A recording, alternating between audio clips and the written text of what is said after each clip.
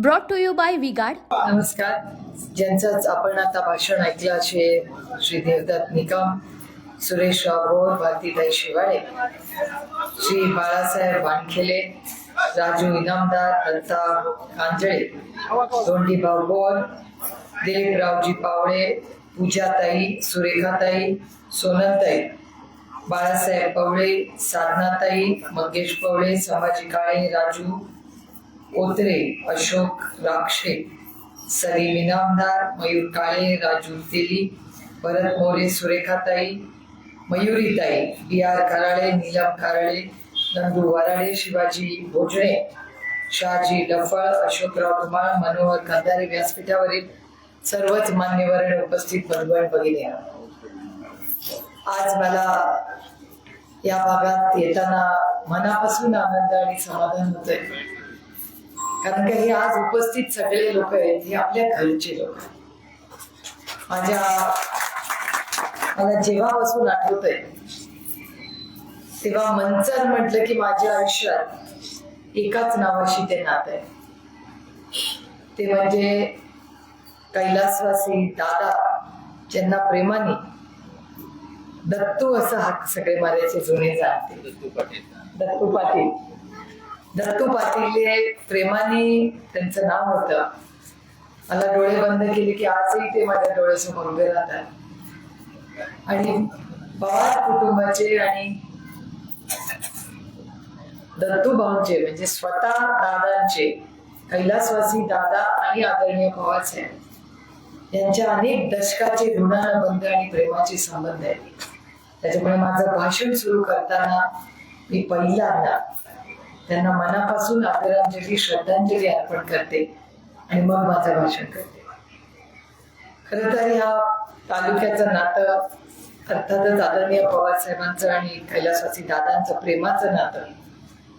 पण तुम्हाला सगळ्यांनाच एक गोष्ट माहिती आहे, कदाचित अनेक लोकांना माहिती असेल नाही असेल, पण माझी आई दरवर्षी श्रावण महिन्यामध्ये भीमाशंकरला येते आणि मला आठवतंय तेव्हापासून येते. आणि त्याच्या मागची एक श्रद्धा, विश्वास आणि प्रेम आहे खरं त्याच्या मागे. की आदरणीय पवारसाहेब एकदा या भागात आले होते आणि ते त्या गेस्ट हाऊस मध्ये झोपले होते. गेस्ट हाऊस मध्ये भीमाशंकरला फॉरेस्टच्या. त्यांच्या अंगावर ना एक मोठा साप गेला होता आणि त्या सापाने त्यांना काही केलं नाही. तो गेला, निघून गेला. आणि तो दिवस आणि त्याच्यानंतर कैलासवासी दादांना मी माझ्या आईला फोन केला आणि सांगितलं हे शुभ संकेत आहे. कसले मी नाही सांगू शकत, पण हा आशीर्वाद आहे. माझी आई म्हणजे माझी आई आत्ताच घाबरली की एवढा मोठा साप अंगावर गेला वगैरे. आणि तुम्हाला आश्चर्य वाटेल, माझी श्रद्धा आहे. पण 8व्या दिवशी आदरणीय पवारसाहेब महाराष्ट्राचे मुख्यमंत्री आणि त्यावेळेस कैलासवासी दादांनी माझ्या आईला सांगितलं की ह्या वर्षी हे झालंय, आजपासून आयुष्यभर तुम्ही इथे भीमाशंकरला यायचं. आणि तो दिवस आणि आजचा दिवस माझी आई दरवर्षी ही भीमाशंकरला येते. आणि खूप चांगलं, म्हणजे मी अनेक वर्ष माझ्या आईबरोबर आले नाही, पण आई, माझ्या मावश्या, माझ्या काक्या हे सगळे मिळून येतात. पण यावर्षी नियतीच्या मनात वेगळं होतं काहीतरी.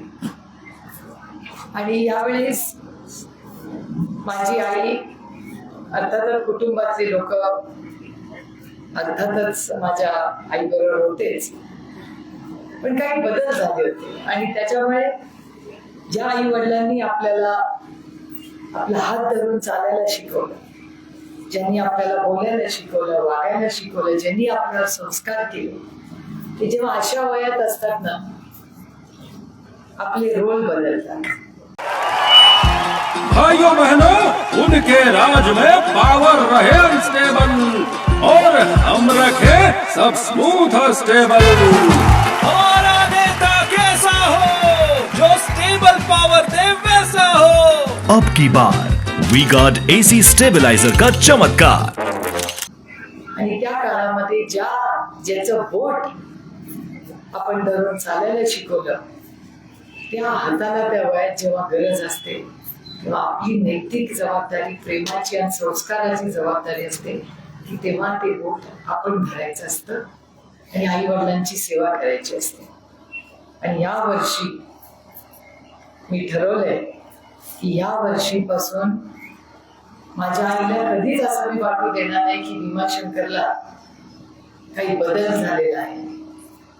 जोपर्यंत माझ्या श्वासाश्वास आहे तोपर्यंत मी माझ्या आईला घेऊन भीमाशंकरला स्वतः येणार. याही वर्षी आहे, पुढच्याही वर्षी येणार.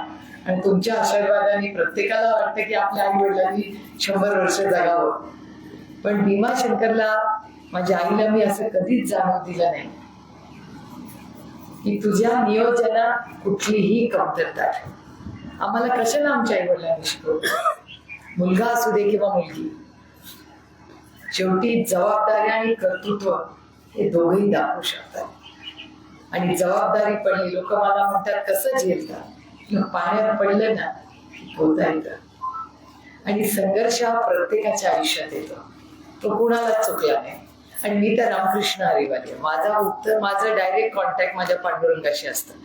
आणि तेव्हा मोठं काही असं होतं की माझ्या पांडुरंगाला म्हणते, हे बाई तुझ्या पायाशी ठेवलं, आता तूच सोडव कोण. आणि माझा पांडुरंग सोडतो. आणि लोक मला अनेक वर्ष विचारतात की तुम्ही एवढ्या घट्ट कशा झाल्या. अहो, घट्ट कोणीच घट्ट नसते. जशा जबाबदाऱ्या पडतात ना तसं माणूस घट्ट होत राहत.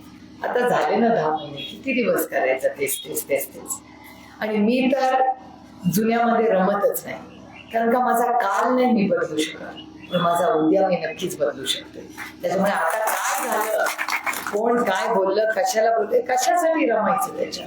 आपल्याला सगळ्यांना शुभेच्छा द्यायच्या, आपल्या जबाबदाऱ्या घ्यायच्या आणि कामाला लागायचं. आणि मला खरं तर जेव्हा सांगितलं शिरूरला मतदारसंघाला जायचंय, शिरूरला मतं मागायला काही प्रॉब्लेमच नाही. कारण का जेव्हा आपण नाणं एकदम पक्क असतं ना तेव्हा ताट मानेने मतं मागतात. आणि आपला जो उमेदवार आहे तो 1 नंबरचा आपला एकदम बेस्ट उमेदवार आहे. अगदी. आणि मी अमोल मला धाकट्या भावासारखा आहे म्हणून नाही, पण अमोल बरोबर मी अनेक वर्ष अतिशय चांगलं काम केलं. लोक आरोप प्रत्यारोप करतात त्यांच्या. हे बघा, मी तुम्हाला एक गोष्ट सांगू का, हे तुम्हाला माझं भाषण थोडस फाबडं वाटेल, पण जेव्हा दिल्लीवरनं लोक यायचे ना तेव्हा राष्ट्रवादी काँग्रेसला NCP दिल्लीत म्हणतात, नॅशनलिस्ट काँग्रेस पार्टी NCP. आणि दिल्लीमधले मोठे मोठे नेते येऊन म्हणायच्या की या देशामध्ये सगळ्यात जास्त भ्रष्टाचारी पार्टी कुठली आहे, तर तो राष्ट्रवादी काँग्रेस आहे, नॅचरली करप्ट पार्टी. आता येऊन काय म्हणतात, आता म्हणतात आदरणीय पवार साहेब एक भटकी आहे. आता ते काय बोलले त्याच्यात मी पडत नाही, कारण का असलं हे माझे संस्कारच नाही. मी रामकृष्ण हरिवाली, त्याच्यामुळे आपलं पांडुरंगाचं नाव घ्यायचं, हरिमुखे म्हणायचं आणि आयुष्यात पुढे जायचं. आणि प्रत्येकाला आपापलं बोलायचा अधिकार आहे, प्रत्येक जण आपल्या पद्धतीने बोलत राहील. पण एक गोष्ट खरी आहे की आपल्यावर जे भ्रष्टाचाराचे आरोप आपल्या पक्षातून बोले ना, त्याच्यातून आम्हाला मुक्त केल्याबद्दल मी भारतीय जनता पक्षाचे जाहीर आभार. आता आमच्या भ्रष्टाचाराचे आरोपच कोणी करत नाही. जो येतो तो म्हणतो अरे पक्षामध्ये पुत्री प्रेमामुळे अडचण आली. पुत्री प्रेम, तुम्ही मला सांगा, मी तुमच्यावर एक भ्रष्टाचाराचा आरोप केला आणि पुत्री प्रेमाचा केला. पुत्री प्रेमाचा मला काही वाईट वाटत नाही, पण भ्रष्टाचाराचा मला जीवाला लागायचा. कारण का खरंच अमोल दादा असेल, मी असेल, आम्ही खरंच भ्रष्टाचार केला आणि त्याच्यामुळे आमचे विरोधक भ्रष्टाचाराच्या बद्दल आमच्या बरोबर बोलू शकत नाही.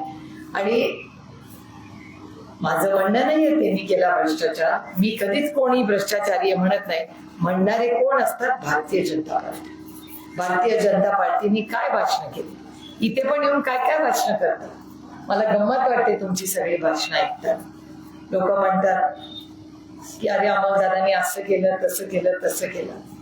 अरे ह्या राज्यामध्ये सगळ्यात 2 महत्वाचे मुद्दे जे अमोलदादांनी सोडवले ना त्याच्यावर वनवेच मतदान झालं पाहिजे. म्हणजे मी अमोलदादा असते तर मी अमोलदादाला अनेक वेळा सांगते तुला तर प्रचारच करायची गरज नाही, याचं कारण या भागातले सगळ्यात दोन महत्वाचे प्रश्न जे मला वाटतात, ज्याच्यासाठी अमोलदादा लढले, तो म्हणजे कांद्याचा प्रश्न आणि दुसरा बैलगाडाचा प्रश्न. कांद्यासाठी मला सांगा, महाराष्ट्रामध्ये 48 खासदार आहेत. 48. 10 आपल्या विचाराचे, 38 त्यांच्या विचाराचे. 38 पैकी एक तरी म्हणला का एक कांद्याला भाव वाढवून द्या? एकही म्हणला? एकही नाही.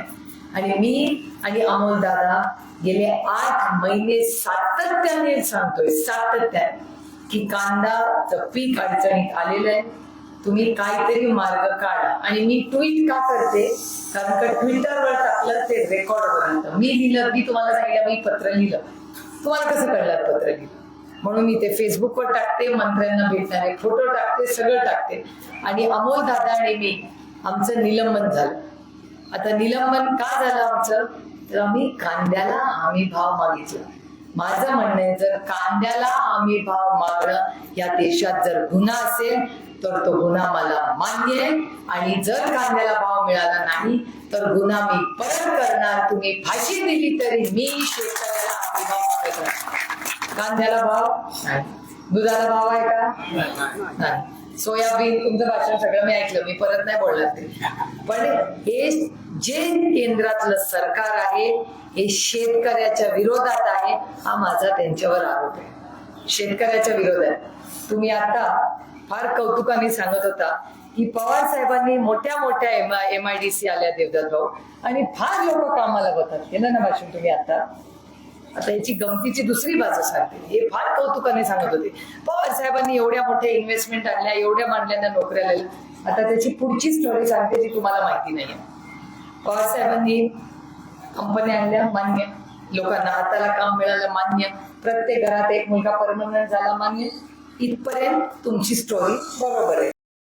आता चुकते तुमची स्टोरी कुठे आहे? वर्षामध्ये हे केंद्रात सरकार आल्यापासून त्यांनी एक नवीन कायदा कामगारांच्या विरोधात आणलाय की ह्या देशामध्ये एकही कामगार परमनंट होणार नाही. तुम्हाला मान्य? मला मान्य नाही. जसं कांद्याचा भाव ते जे देतात तो मान्य नाही, तसं प्रत्येक जणाला तुम्ही घेणार तो परमनंट झालाच पाहिजे. आणि ते काळे कायदे आम्ही हाडून पाडलेले आहेत आतापर्यंत. आणि मी तुम्हाला शब्द देते की दिल्लीमध्ये अमोलदादा आणि मी आणि जेवढे आम्ही सगळे, आता तर पत्रकारच म्हणतात 30 येणार आहेत निवडून, आपले तयारी ठेवा. मोठा फार विमान मध्ये फार जागा लागेल आपल्याला जायला, पण 30 खासदार आपल्या विचाराचे जाणार आहेत अशी कालची बातमी. आणि मी म्हणत नाहीये बाबा, हे टीव्ही वाले म्हणतात. तर तुम्ही विचार करून सांगा, तुम्हाला असं खासदार, असं तुम्हाला सरकार पाहिजे का? परमनंट. तुम्ही तुमच्या मुलांना कष्ट करून शिकवता. मुलगा जर 21व्या वर्षी कामाला लागला, 25-26 वर्षी त्याचं लग्न केलं, 2 मुलं झाली, आणि 35व्या वर्षी चाकणमध्ये कंपनीने सांगितलं आता टाका, काय करणार तुम्ही? घराचं लोन, पोरांचं शिक्षण, आई वडिलांचं औषध कोण पैसे देणार? आणि 35 आणि 40व्या वर्षी तो मुलगा किंवा ती मुलगी जाणार कुठे कामावर? परमनंट नोकऱ्या नको आपल्याला या देशात. परमनंट नोकऱ्या नको. म्हणजे जो गरीब आहे, जो शोषित आहे, जो वंचित आहे, जो पीडित आहे, त्याच्या विरोधात हे सरकार आहे. हा आरोप आहे माझा या सरकार. आणि त्याच्यामुळे हे सरकार बदलायची वेळ आलेली आणि ही ताकद तुमच्यामध्ये. मला खरं सांगा, 5 वर्षामध्ये तुमच्या आयुष्यात केंद्र सरकारमध्ये कुठला मोठा बदल झाला?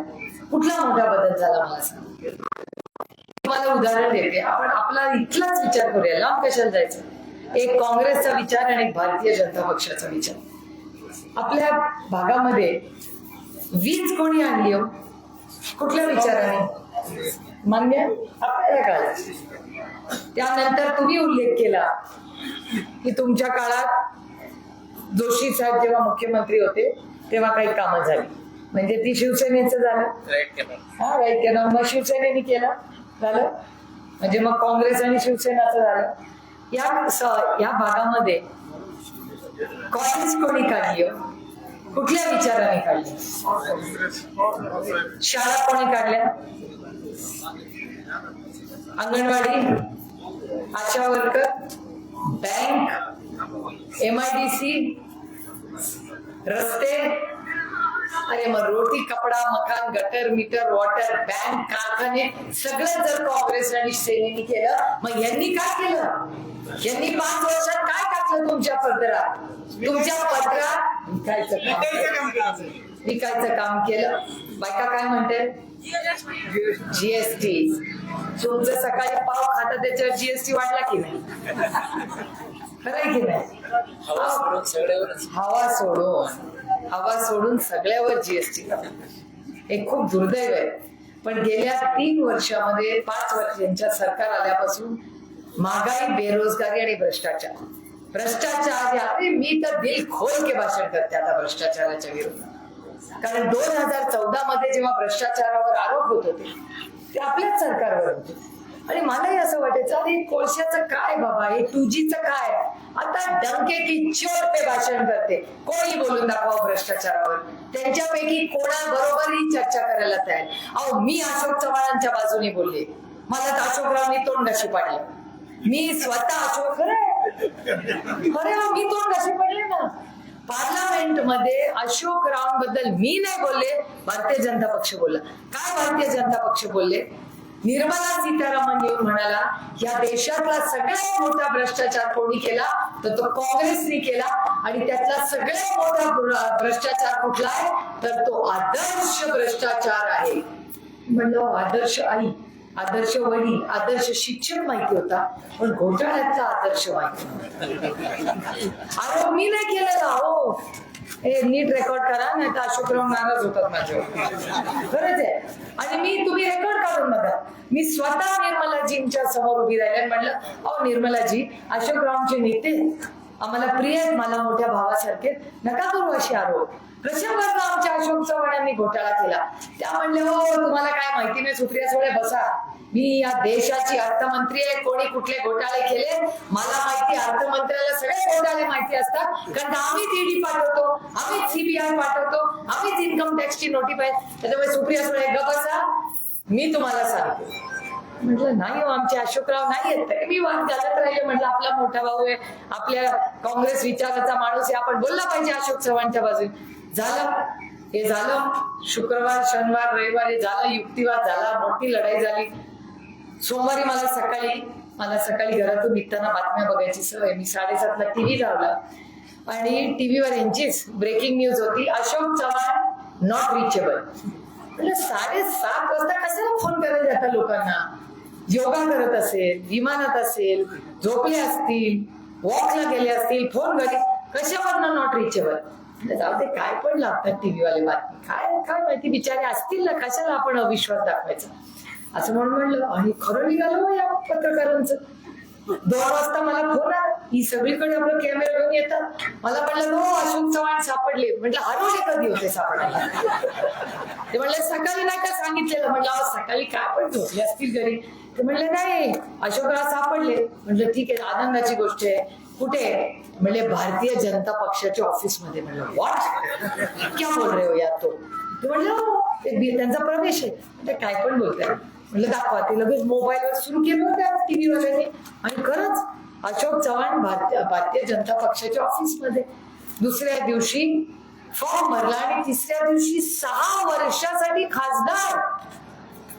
तुम्ही विचार करा, इथे अमोल दादांनी वण फिरतोय, तुम्ही वण फिरताय, तुम्ही 43, तुम्ही सगळे एवढी कष्ट करताय.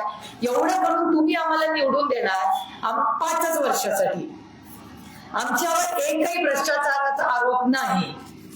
आम्ही विकास काय आमचे काही खोटे नाटे तेवढा तर बंद आहे. माझ्यावर पण भयंकर बोलतात काय विकासाचं उत्तर देत नाही. आपला हरिमुखी आपल्या तोंडात हरी म्हटल्यावर आपण कशाला?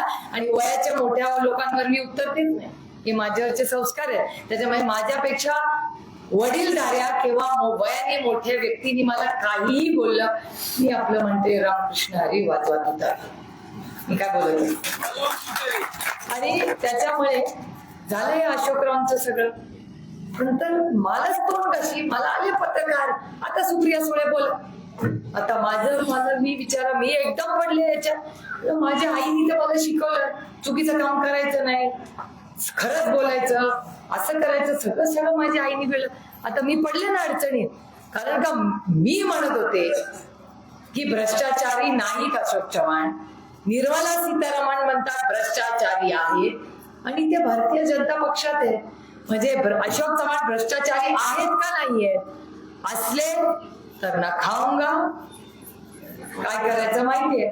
आणि जर नसले ते तर भारतीय जनता पक्षाने अशोक चव्हाणांची आणि काँग्रेस पक्षाची हात जोडून माफी मागितली पाहिजे की आम्ही खोटे आरोप केले. बरोबर आहे का नाही सांगा मला.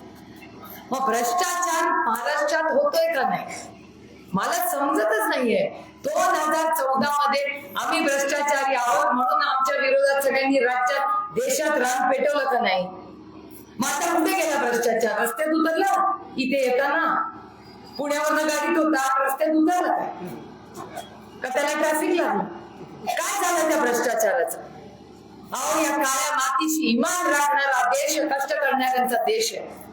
तुम्ही घेता तर मोठ्याकडून घ्या ना, लहानांकडून काय घेता? कुठले पैसे ते भ्रष्टाचाराचे? गरीब माणसांचेच आहेत ना, कष्ट करणाऱ्यांचेच आहेत ना. मग त्याची इन्क्वायरी व्हायला नको? कोण आहे याला जबाबदार? अहो त्या अरविंद केजरीवालांनी राम पेटवलं होतं आपल्या विरोधात. काही त्यांच्यावर आरोप नाही. आज अरविंद केजरीवाल जेलमध्ये. दोघांवर आरोप केले. अशोक चव्हाणांवर आरोप केला, अरविंद केजरीवालवर आरोप केला. अशोक चव्हाण 6 वर्षासाठी उनका बैकअप सिर्फ कल तक और हमारा चांद तक. हमारा नेता कैसा हो जो नॉन स्टॉप बैकअप दे वैसा हो. अब की बार वी गॉट इन्वर्टर बैटरी का चमत्कार.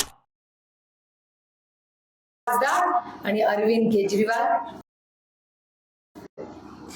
किती महिने राज्य म्हणून तुम्ही जेलमध्ये टाकता आणि दुसरा माणूस तुमचा ऐकतो म्हणून त्याला 6 वर्ष खासदार करता. न्याय झाला? असं सरकार तुम्हाला पाहिजे? अरे डंके की चोट पे मी म्हणते की एक बाकी काही असू दे, माझे विरोधकही म्हणतात भारतीय जनता पक्ष ही सुप्रिया सुळे बद्दल बोलते कि सुप्रिया सुळे की सबसे बड़ी ताकत मेरी ईमानदारी है, जे अमोल दादा बद्दल ही बोलतात. काय कौतुकाची गोष्ट नाही, टाळ्या वाजू नका. इमानदार होणं काही कौतुकाची गोष्ट नाही, इमानदार असलंच पाहिजे. लोक म्हणतात मी खरं बोलतो, अरे खरंच बोलायचं असतं, कौतुक काय त्याच्यात? लोक बोलतात ना आम्ही लवकर उठतो का, आमच्या शिरूर मधले सगळेच लोक धारा काढायला 4:30-5 वाजता उठतात. कोण 9 वाजता उठत? सगळेच 9ला उठतात. सगळेच सकाळी लवकर उठतात. काय मावशी किती वाजता उठतात आई तुम्ही? उठता ना लवकर? तुम्ही किती वाजता उठता? 5 वाजता. तुम्ही किती वाजता उठता? उठता ना 5 वाजता. तुम्ही खोटं बोलता का? खरंच बोलता ना? मग सगळे लवकर उठतात, सगळेच खरं बोलतात, मग त्याचं कौतुक कसलं? आणि मेहनत पण सगळेच करतात. तुम्ही जर मेहनत केली नाही तर खाओगे क्या भैया? या देशामध्ये इतकी महागाई वाढवून ठेवली आहे. महिला मला सांगतात की 5 वर्षापूर्वी तोच पगार होता, आजही तोच पगार आहे. ताई नाही पैसे वाचत, शेती परवडत नाही, तुम्हीच म्हणत होता. परवडत नाही की नाही? मग बरं, आता मग तुम्हाला एक प्रश्न विचारते. आपली पैज लागली याच्यात आणि ही पैज मी जिंकणारच आहे, त्याच्यामुळे एकदम ओव्हर कॉन्फिडेंटली पैज लावते. या देशाचा कृषी मंत्री कोण? चलो बोलो. पवार साहेब असते तर कांद्याचा भाव असा असता का? शरद पवार असते आता कृषी मंत्री तर दुधाला भाव एवढा कमी असता का? अहो 24 रुपये आहे म्हशीचा 1 लिटरला खर्च आणि पुण्यामध्ये 74, करेक्ट बरोबर आहे, 74 रुपये खर्च आहे. म्हणजे 50 रुपये मध्ये जातात.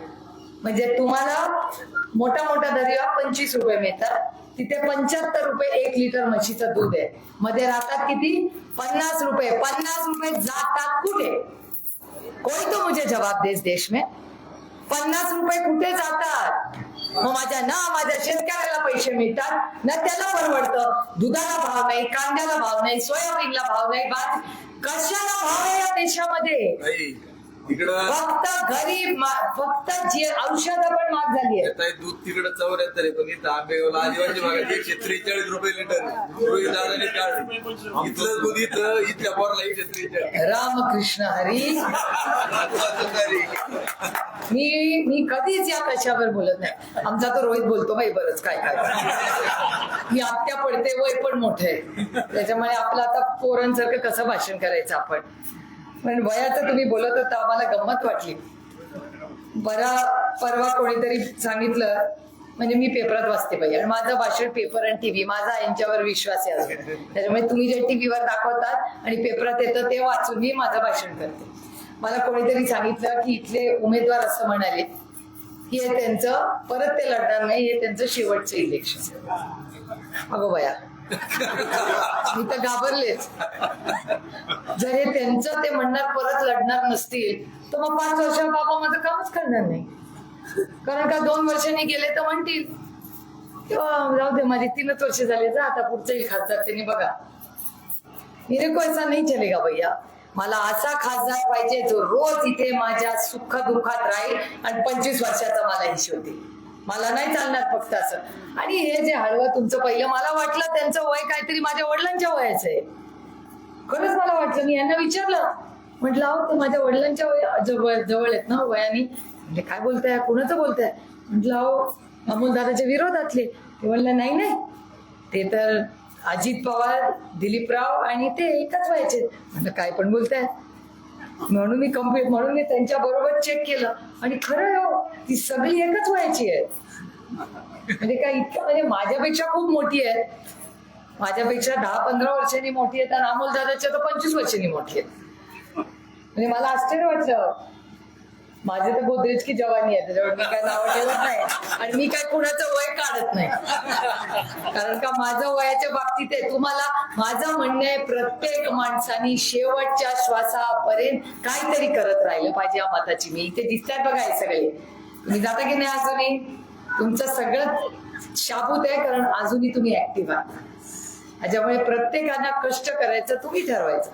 पण मलाही आश्चर्य वाटतं की मला वाटतं 75-80 असतील ते, म्हणून ते म्हणाले की शेवटचं इलेक्शन. म्हणजे 75-80 वर्षाचे मला वाटले. नंतर तुमच्यामुळे मला एवढं कळलं की सगळी ती गँग एकाच वयाची आहे. पण ठीक आहे, त्यांचा आदर झाला पाहिजे. आमच्यापेक्षा वयाने फार मोठे ते. पण मला खूप वाईट वाटलं जेव्हा ते म्हणाले त्यांचं हे शेवटचं इलेक्शन आहे. माझं म्हणणं आहे, तुम जिओ हजारो साल के दिनो 50,000. पण आता आपल्याला कसं पाहिजे, आपल्याला पळणारा, आपल्या सुखदुःखातला लोकप्रतिनिधी पाहिजे, जो टंके की चोट पे दिल्लीमध्ये भाषण करेल. आणि दुसरं, नको बाबा भ्रष्टाचार. एवढ्या केसेस ऐकायला मिळतात, कानावर येतात. मी काही कुणावर आरोप करत नाही, कारण का माझ्या तोंडात हरी असतो. त्यामुळे मी हरिमुखे म्हणते म्हणून मी काय कशावर बोलत नाही. पण वाचनात आलं, मी जे पेपरमध्ये आलंय ते सांगते बाबा. असं लोक म्हणतात काहीतरी डिफेन्स आहे बाई इथे, असं म्हणतात बाई. आता खरं खोटं माय माहिती, मी रामकृष्ण हरिवाली आहे, त्यामुळे आपले काय असलं उद्योग नाही आपल्याला माहिती. पण असं वाचनात येत आहे. आता आपल्याला ठरवायचंय. तो आमचा रोहित आहे ना, तो काय काय शब्द काढतो बाई. त्यांनी माझ्या मतदारसंघात एक नवीन शब्द काढलाय. मला घेताना ज्येष्ठांची माफी मागून मी शब्द वापर, तो काहीतरी मलिता गँग म्हणतो बाई. असं म्हणतो. तर मला काळजी एवढीच वाटली, म्हणजे तुम्हाला जास्त माहिती आहे स्थानिक लोकांना माझ्यापेक्षा जास्त, पण काहीतरी ते डिफेन्सचे काहीतरी प्रश्न आणि काय बरंच काय असं म्हणतात बाई, कानावर येतं, वाचनात येतं. नको बाबा, आत्ताच सगळ्या भ्रष्टाचारातून मुक्त झालोय, शिरुरी झालेले. त्याच्यामुळे नको आपल्याला असले उद्योग परत. आपल्याला आपल्या अमोलदादासारखा सरळ नेटका आपल्यासारखा खासदार पाहिजे. हे 12 झाल्या बाबा भानगड, खरंच सांगते. आणि मी तर ठरवलंय संघटनेमध्ये, आता ठीक आहे लोक म्हणाले हे पक्ष नेला, हे नेलं, ते नेलं, जाऊ द्यावं. मी तर सगळ्यांना सांगते, प्यार से मांगा होता ना तो कुछ भी देते. अरे दुसऱ्याकडून ओरबडण्यात ना काही मजा नाही. देण्यामध्ये जी मजा आहे ते कोणाकडून घेण्यात काही मजा नाही. मागितलं असतं तर सगळं दिलं असतं, काय प्रॉब्लेम. आणि माझ्यासाठी ना, मी नेहमी लोकांना सांगते की नाती तोडायला ताकद लागत नाही, नाती जोडून ठेवायला ताकद लागते, जी माझ्यामध्ये आहे. आणि जबाबदारी, मगाशी तुम्हाला म्हणलं तसं ही संधी आम्हालाही सगळ्यांना होती. मंत्रीपद महत्वाचं का निष्ठा महत्वाची हे माझ्यासाठी महत्वाचं. आणि मंत्री, आता मी तुम्हाला प्रश्न विचारला, या देशाचा शेती मंत्री कोण? बोलो यार. हा देशाचा तोमर होते, ते गेले एमएलए होऊन कधी गेले गावात. अर्जुन मुंडा एक तर मिळाला बाबा, थँक गॉड. अर्जुन मुंडा हे तर मी प्रत्येक सभेमध्ये सांगते की अतिशय चांगले आहेत बिचारे. अर्जुन मुंडाजी ते माझे संबंध फार चांगले आहेत, कारण का माझी आणि त्यांची रोज जे युक्तिवाद व्हायचा तो आरक्षणावर व्हायचा. मराठा, धनगर, लिंगायत, मुस्लिम आणि भटक्या विमुक्त समाजाला आरक्षण द्या, हे मागणी सातत्याने आम्ही केलेली. आणि आज काय या राज्यात पोरांना ना ती सर्टिफिकेट पोलीसच्या भरतीसाठी, ती आपली पोरं वन वन वन फिरतायत. मग कोणाच्या पत्रात काय मिळालं? सगळ्यात जास्त वेळा आरक्षणावर कुठला पक्ष बोलला असेल तर तो आदरणीय पवार साहेबांचा राष्ट्रवादी काँग्रेस पक्ष आहे. आणि आम्ही फक्त कोणाच्या घरात समोर जाऊन नाही बोललो, पार्लमेंट मध्ये बोललो. मी बोलले, अमोल दादा बोलले आणि बाकी सगळे बोलले. कारण का आरक्षणाचा मुद्दा हा सुटलाच पाहिजे. मी स्वतः त्याच्यासाठी ताकदीने लढलेले. तो विषय सगळा मी समजून घेतलेला आहे अनेक वेळा. तुम्ही बघा, या इलेक्शन मध्ये आमचे विरोधक आरक्षणावर बोलतात का? महागाईवर बोलतात का? बेरोजगारीवर, भ्रष्टाचारावर, दुधाचा भाव, कांद्याचा भाव, कशावर बोलत नाही. आणि कसली भाषणं करत बसतात. मला खरं खूप वाईट वाटत. मी तुम्हाला खरंच सांगते, परवा वर्तमानपत्रात आली एक गोष्ट जी माझ्या संस्कृतीत मला वेदना देणारी. मला खरंच वाईट वाटलं त्या गोष्टीचं. मी बोलू का नको बोलू अशा द्विधा मनस्थितीत आहे. कारण का अशा गोष्टी आपण बोलत नाही तर करत नाही. मी वैयक्तिक कधीच कुणाबद्दल बोलत नाही, कारण का हे आमचं राजकारणच नाही. आपण शाहू फुले आंबेडकरांचा महाराष्ट्र छत्रपतींनी पदस्पर्शाने पावन झालेली भूमी आहे. आणि ह्या भूमीमध्ये अमोलदादा सारखा असं एक उत्तम उमेदवार तुमच्या समोर आहे. तुम्ही फक्त दोन्ही उमेदवार बघा आणि बरोबर केलेली धोरणात्मक कामं बघा. तुम्हाला बाक वाजवणारा उमेदवार पाहिजे का तुमच्या कांद्याच्या भावासाठी लढणारा उमेदवार पाहिजे, हा निर्णय तुम्हाला घ्यायचा. त्याच्यामुळे फार काय अवघड नाही. लोक म्हणतात 2-3 लाखांनी येतो आपला अमोलदादा, आणि अमोलदादाचं चिन्ह आहे तुतारी वाजवणारा माणूस, आणि आहे 2 नंबर. फार आता मी विचार करते ते 2 नंबर मध्ये काय काय येतं. कोल्हे 2, हात 2, शिवसेना 2-2, शिवसेना 2-2, काँग्रेसचा आपला हात 2, कोल्हे 2. अजून आहे का कोणी 2 मध्ये? आहे का पण? बापू आहे का? राम राम कृष्ण हरी 2-2-2. कोण बापू नाही का इकडे? असेल की एखादा बापू गावात? बापू, दादा, तात्या आहे की 2-2-2 सर. आणि या सगळ्याच सार काय? यश. 2 लाख 3-4 गोष्टी. मी एवढीच विनंती केली, दोघांनीही पार्लमेंट मधलं काम केलेलं तुमच्या समोर आहे. बऱ्याच लोकांना माहिती आहे दोघांचंही काम, आणि टीका तर होणारच. लोक येऊन खालच्या पातळीची टीकाही करून जात आहेत. त्याच्यावर मी काय प्रत्युत्तर देत बसणार नाही, कारण का आरेला कार्य म्हणायला ताकद लागत नाही. कोणी आर्य म्हणला ना तर ते गप्प बसून सहन करायला जास्त ताकद लागते, जी माझ्यामध्ये आहे. मी नाही माझी उणी दोन्ही बाहेर. कधी सांगणारही नाही, कारण का मेरा पेट बहुत बडा है. माझ्या पोटात खूप गोष्टी राहतात. चुन चुन के बदला जाएगा. अभी वो तो 4 तारीख को ही पता चलेगा. पण आज आपण मोठ्या संख्येने इथे आलात. माझं अतिशय प्रेमाने स्वागत केलं, याबद्दल तुमचे मनपूर्वक आभार मानते. आणि अमोल दादाला त्याचं मेरिट पाहून आपण 2 नंबरचं बटन दाबून पुन्हा एकदा या भागाची लोकप्रतिनिधी आणि दिल्लीत तुमचा आवाज. मी तुम्हाला सांगते, अमोल दादा जेव्हा उभं राहतो ना, सगळा भारतीय जनता पक्ष असा बघत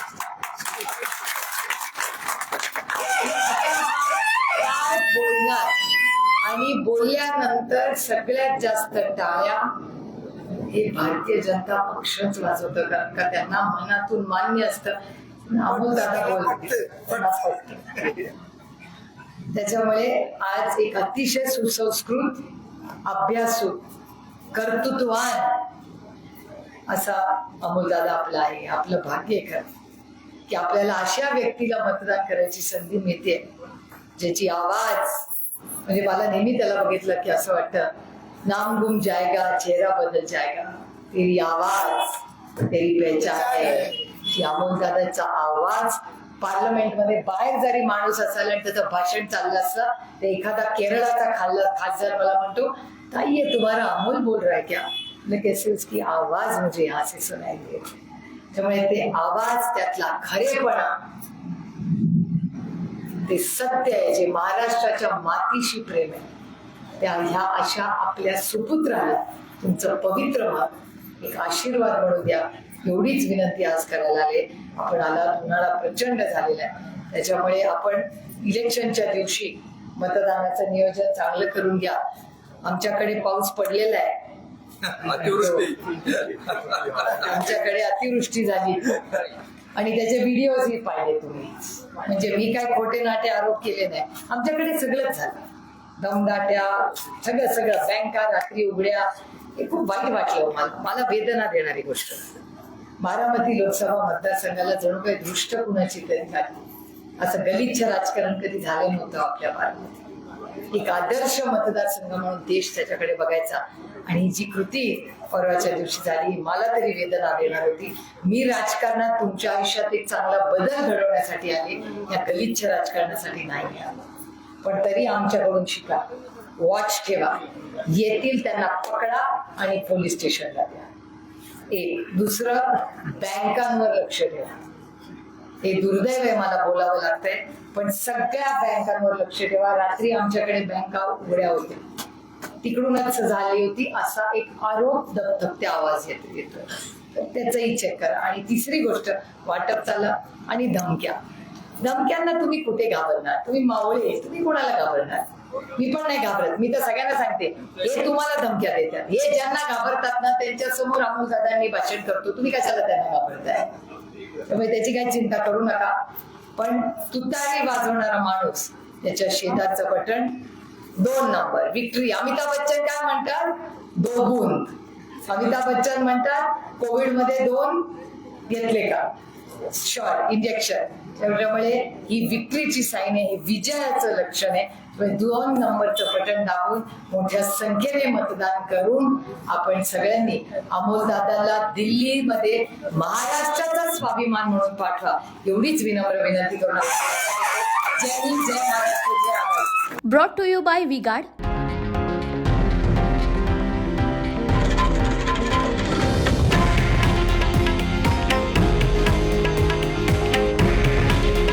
हे आहे देशातील नंबर 1 न्यूज नेटवर्क आणि आपण पाहत आहात TV9 मराठी. काळजी तुमची, हित महाराष्ट्राचं.